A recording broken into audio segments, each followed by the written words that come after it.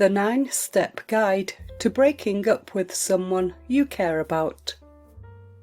You must leave them in at least as good a state, physically and emotionally, as you found them. This goal doesn't apply in situations of harm or fear. If you're in a relationship where you fear for your safety, this requires a totally separate plan of action. This is about relationships where you're worried about how the breakup will affect them and want to make the process as painless as pain can be. It's not going to be easy. You may feel a myriad of emotions, from nervousness to regret, and by the end of this, breaking up won't seem easier. But, at the very least, you'll know how to do it kindly. Number 1. Define for yourself what isn't working. First things first. Acknowledge the complicated feelings you have around this situation. Even if the realization struck you like lightning, this need to act doesn't always come with clarity. Valid reasons for breaking up. Growing apart in interests, values, feelings, or visions of the future. Mental health struggles and inability to provide care for your partner, or vice versa. Change in feelings for the person or about the relationship and/or level of commitment. Differing opinions in finance, politics, or values. And not having your emotional or physical needs met. Should you try to fix it? It's normal to feel torn about whether breaking up is the right move, especially when encountering new conflict. In considering whether to stay or go, it's important to be honest with yourself about how much capacity and resources you have for mending and strengthening the relationship. You may also want to consider whether your partner is aware of your discontent. If they're not, you may want to have a serious talk first. You can phrase your concern as, "I'm having a lot of thoughts about X right now, and it's making me reconsider our future." This part of the process prevents them from feeling knocked off their feet and lets them know you respect them as an individual with agency. If you do try to repair, understand that this may lead to an undetermined amount of time where you try to make it work. Number 2. Practice your mindset. Write down why this breakup is necessary for you. You may have already touched on the reasons, but this time it's about getting the phrasing right. Word vomit can turn our best intentions into confusion, especially when nervous. If you find yourself down a rabbit hole of listing what the other party didn't do, start over. If you start pitting your soon-to-be ex-partner against any other kind of relationship, for example, "I see Mark and Jane with kids, and I just want that for myself," start over and make a note not to do this. The breakup should not be about fault, but it's also important to acknowledge your role as the initiator. "I'm in a really good place right now, and I've realised I'm not emotionally strong enough to continue a casual relationship," was how I, less eloquently, phrased a reason for breaking up. Example phrases. "I really enjoy our relationship, but this isn't working anymore because I'm unable to balance work stress and caring for you. I've thought a lot about our relationship, and breaking up feels like the best answer, because I don't feel the same way about our future anymore. I care about you a lot, but there are a few reasons I don't think this will work out over the long term. We have different ideas of what a life together looks like." Think about whether or not you want or need to stay connected afterwards. You don't have to mention it during the breakup or even work toward it immediately. This is more to guide your mindset. If you do want to have a friendship, or know you have to keep talking, you don't want to leave the other person unsteady. Number 3. Run these words past your friends. I know from personal experience that one of the worst things that can happen in a breakup is leaving someone feeling less than for who they are or what they can't control. In my case, it took weeks of therapy and support to stop hating myself for having depression. The same therapy work also revealed I had been harbouring years of self-blame from my very first breakup, where they ended things because I was inexperienced. Running it past your friends who may live with the same experience as your partner, such as mental health, chronic disorders, and disabilities, can help you share concerns without stigmatising or shaming. In editing, we call this sensitivity reading. If you don't have friends with similar conditions, consider paying for a sensitivity reader. Number 4. Choose the place and time thoughtfully. Try your best to avoid having the conversation where you're most comfortable, or where there's been an emotional connection, since your partner may consider it a safe space. If they're unaware that a breakup is pending, arriving at a place where they have comforting memories only to find a relationship death occurring can be traumatising. Trauma, defined, is not only about physical pain, but also emotional pain and the distressing experience of feeling unsafe. Find a cafe or bar neither of you have been to. If this is a more casual relationship, find a place you like that they don't know about. If you live together, when it comes to living together, chances are whoever's name is on the lease would keep the place. However, even if it's your name on the lease, if you're the one initiating the breakup, consider reaching out to someone you trust ahead of time to see if you can stay with them. Long distance. If you're in a long distance relationship, you'll need to be even more communicative. It might be checking in every day with the person about how you've been feeling, and then sync up on your schedules beforehand. Don't set up a video conversation for after work on a Monday, or 30 minutes before they go to work. Consider breaking up on a Friday so grieving can happen over the weekend.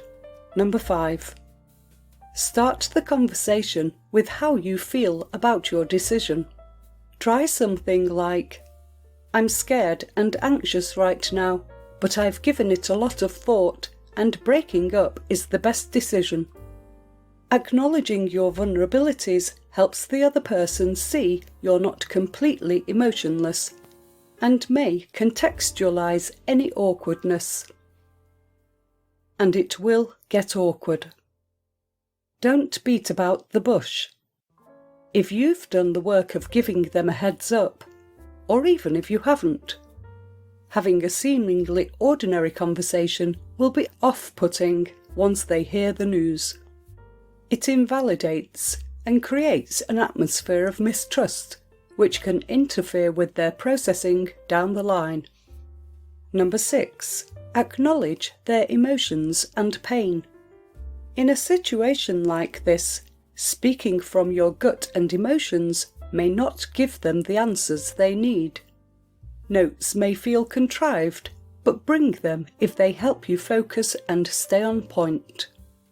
Let them know you prepared this beforehand because you wanted to respect their time and give them clarity. Often, unless they agree with the breakup, emotions that come forth will be reactive. It may not be a reflection of you, but of the vulnerability of the situation. Anger, sadness, denial, or hopeful negotiation are common because, essentially, they're grieving before they know it. Stick to your decision as they grieve. The best you can do is acknowledge how painful it is and reiterate your reasons without shifting blame. If the breakup is mutual, you may want to talk about how to handle social challenges in the moment and what to do about shared friendships and future social obligations. Number 7. Make sure they're done sharing their side before you leave. While the situation may be uncomfortable, remember you've likely been stewing on this breakup longer than they have. Give them time to feel like they've asked all their questions and shared their side. Be prepared for periods of silence and even crying, but, regardless of emotions, stay clear about your reasons and listen to theirs. How to respond to complicated questions. Remember, "I don't know" is a valid statement. You can repeat your answer if they say the same question.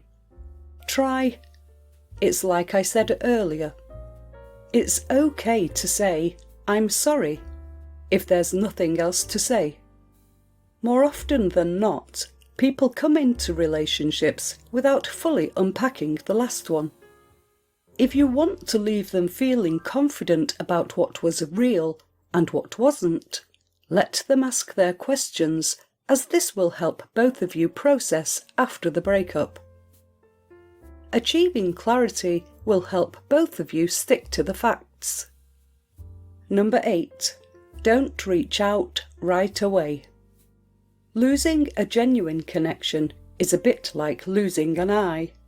Your world will feel off-kilter, and you may experience some regrets. It's normal. When you were together, the world widened a bit, but now that vision has shifted. It will feel like you're getting half of what you used to see, break-upper or break-uppy. You need to work on what it's like to find yourself again. This process can take anywhere from a few days, months, or even years. The best you can do is reach out to your inner circle so they can support you. Don't be afraid to ugly cry. One of the best ways to soothe that aching loneliness is to be loved while vulnerable. Has someone fed you ice cream while you're crying? Been burritoed into a blanket while you're completely useless? It's not the same type of companionship, but it will help. Archive reminders of the relationship.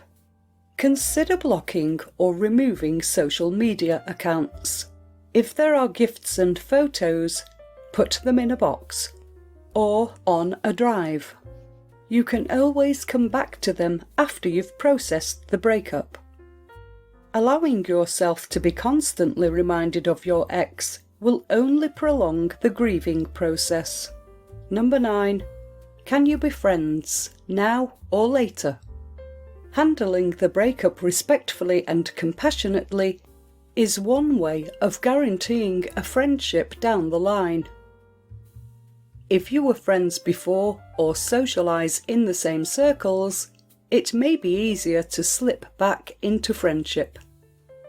However, you do not need to make this decision right away. When to reach out. If you feel you weren't your best self during the breakup, you can always reach out and ask for forgiveness. Do this over text, not in person, if the breakup is still fresh.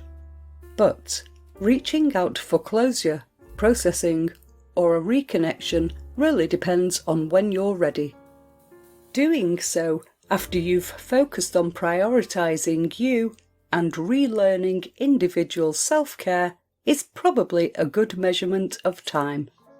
When you do reach out, be prepared to hear they aren't ready to talk or to not get helpful answers. With questions, whether it's learning for the next relationship or figuring out what went wrong, to answer what didn't work out from your perspective and why. To talk about what's next moving forward.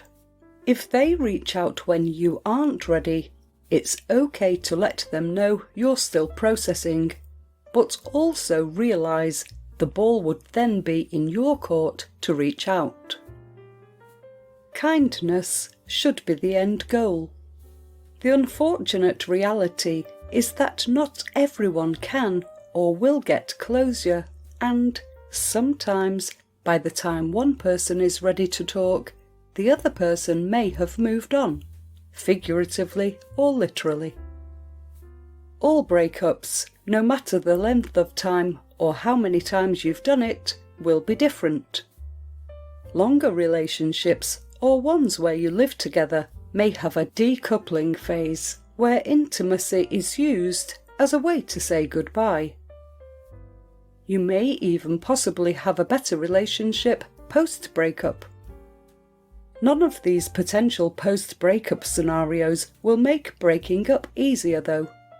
A breakup can change the way a relationship was experienced, and it may take a while to sort through these emotions, to identify which chaotic thought loops belong to the relationship, and what might actually have nothing to do with the relationship at all.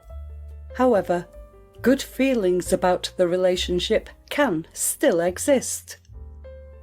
If you don't want them to second-guess the past, or you, then the best thing you can do is take your emotional and mental baggage with you, and put back all their equipment you borrowed, or used together, during this time. Leave them as close as possible in the same state you found them, so they aren't looking for themselves in the dark, thinking they're looking for you. Please hit the thumbs up and subscribe buttons and leave a comment below this video to let me know your thoughts. If you have any questions, please drop me a comment below this video to let me know what you would like to see next and what type of videos you want me to create for you. I will be able to respond back to you as soon as possible. Also, be sure to check out our other videos as well. Thanks for watching.